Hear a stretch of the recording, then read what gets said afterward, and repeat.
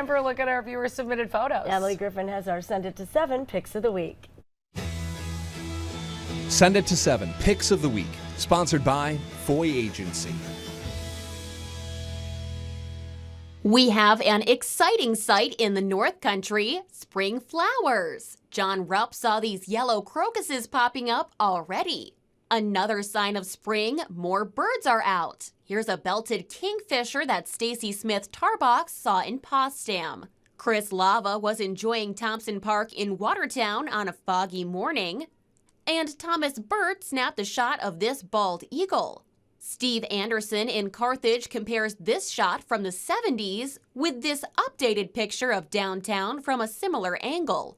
And finally, Kimberly Caden shared this picture with us of Scenic View Park in Alexandria Bay. It may not have been taken recently, but it gives us a reminder that warm weather and beachy days are right around the corner. Thanks for sending it to 7. Emily Griffin, 7 News.